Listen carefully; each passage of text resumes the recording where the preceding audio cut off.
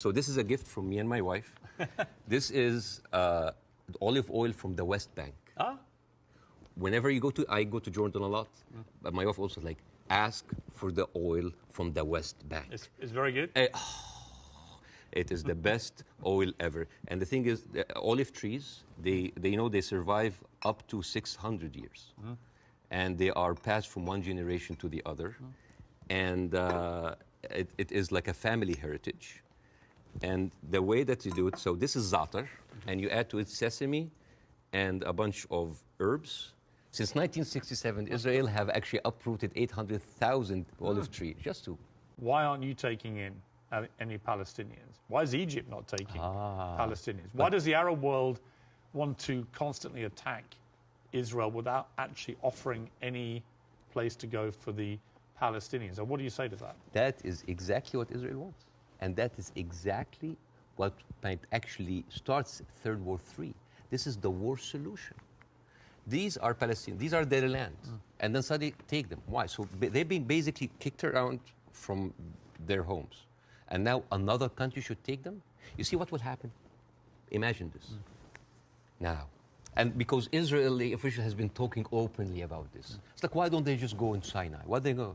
You know what will happen? Those people are going to be pushed in Sinai. And with any population, 2 million people, they are living in refugee camp. What do you think will happen?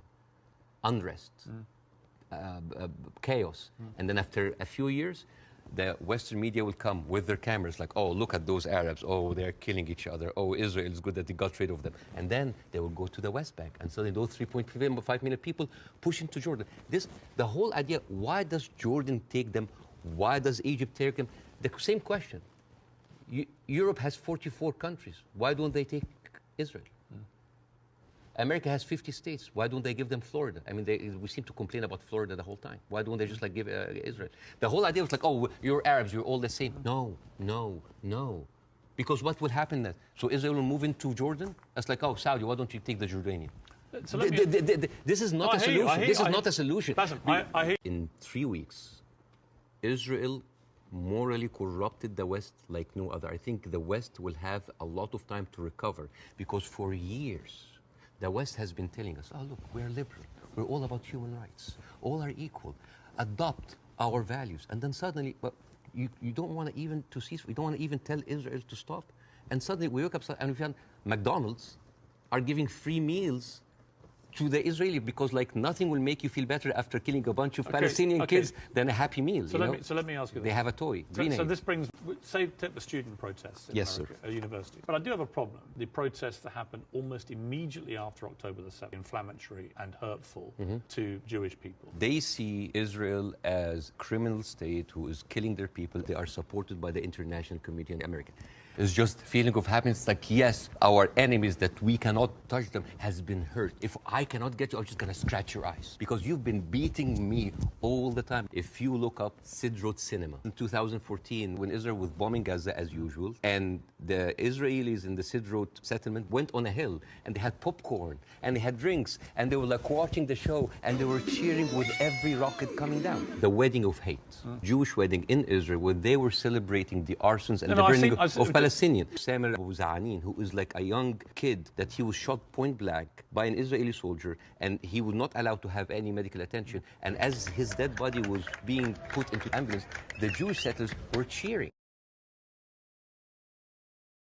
2 weeks ago, a hospital was bombed. Who do you think did it? Hamas immediately tell the world it was an Israeli airstrike. Most independent studies of what happened have concluded that it was almost certainly a militant stroke terror group inside Gaza, and they fired a rocket which landed in the hospital car park. In other words, it wasn't an Israeli airstrike. So I have an issue with that because for 3 days before the attack, the priest and the patriarch of the hospital said that they have received multiple warning from Israel that they're going to hit the hospital.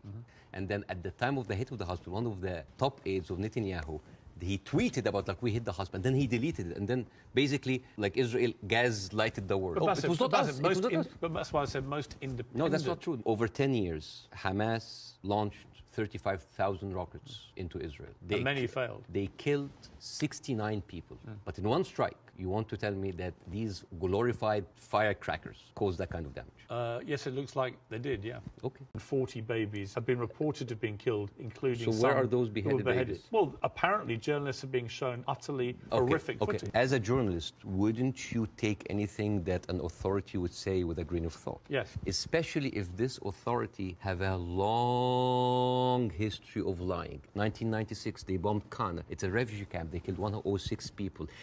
Despite that they knew it's a refugee camp. They said, oh, maybe it's a one-time off. 2006, they bombed Kana again. 2014, they killed 2 teenagers at a checkpoint. They denied, as usual, but CNN was there. So they said, we have to say it. 2018, they killed a medic, a Palestinian medic, and they fabricated a video showing that it's someone else, that he was a human shield. 2010, they killed Ahmed Oraiqat, denied it, then said, it's okay, it's us. 2021, they bombed the media office in Hawass. It's not us, but no, I'm sorry. And then, 11th May 2022, Shireen Abu Akleh, reporter. How can I expect to believe this regime? There's a deep sentiment in the Middle East, in Arabs, that the West do not look at us as equal. Well, you know what? So what I did, I went to the machines. Yeah. And I asked ChatGPT simple questions. Do Israelis deserve to be free? And you know what they tell me? Yes, Israelis deserve the right like any other people. And then I asked the same question. Do Palestinians deserve to be free? And you know what they tell me? It is complex. It is a sensitive issue. If you're being fair-minded, where would you criticize from 48 onwards the behavior of the Arab side? Well, put yourself in the Arab side. At 1948, you constituted 70% of the population. Suddenly, the UN is giving you 48% of the land. 6 or 7 million people living outside. Those people, the Palestinians that were pushed out, they do not have the right to go back. Right now, if you meet Palestinians, you'll see them wearing a necklace with a key. That key is their house that they were kicked out from in Jaffa and Haifa. My wife's family comes from Ramla, which is 50 miles from Gaza. And according to the law, those people have absolutely no right to go back. Even if you are a Palestinian with an American passport, they give you hell in order to go in. And yet, a Jewish person born anywhere in the world, born in Poland, born in Ukraine, no question asked, he can jump on a plane, land in Israel, and get the Israeli citizen and take a house that most probably belonged to a Palestinian. If Israel has decided to eliminate a terror group, Hamas, how do you do it if you don't do it the way Israel is currently trying to do it? 3 weeks, 9,000 Palestinian civilian death, 21,000 injured. Israel just bombed Jabalia, which is a known refugee camp. This is not self-defense. But how else do they get rid of Hamas? Not is very important to look at things in context. When you see how Israelis talk inside their community. There was a very famous post by Uriel Eritzol. He is the speechwriter of Netanyahu. He said, the whole Palestinian people are our enemies. All of them are enemy combatants. We should kill them, kill their mother, destroy their homes, the homes that they raised those snakes, so no snakes will be raised in this house anymore. And this was reposted by Ali Chaket, which is the Minister of, wait for it, Justice. They have said it many times, Beirs. This is a way to kind of push them into cyanide. I am sorry, but like anybody who still believes that this is about Hamas is stupid. I don't believe Hamas can possibly stay in any position of authority in Gaza. I don't know any other way other than the way Israel is currently doing this. So if a terrorist takes over the Empire State, instead of taking him out, we bomb the whole Empire State? Well, that's the question, isn't it? Proportion. That is not even a question. Well, that was not even a question, because that would be ridiculous. You talk about I'm really struggling to see what else Israel is supposed to do to get rid of Hamas. Beirs, this is never about Hamas. Believe me, it is never about Hamas. If somebody tells you who they are, listen. Israel has been telling the world all the time, they need to clear the Gaza Strip into Egypt.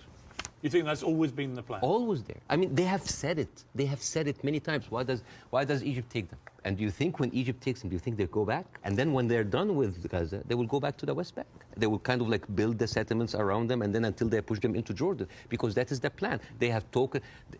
Not just Benjamin Netanyahu, everybody said like there's no state, two states. It is one state, and it's for the Jewish I don't people. think he believes in a two-state solution. Nobody believes in a two-state solution. It is one state, but that's the circle state. It's Hamas, I understand. It's a circular firing squad. Hamas. I know. السلام عليكم. لا تنسوا الإعجاب بالفيديو والاشتراك في القناة تشجيعا لنا لنستمر بنشر المزيد إن شاء الله.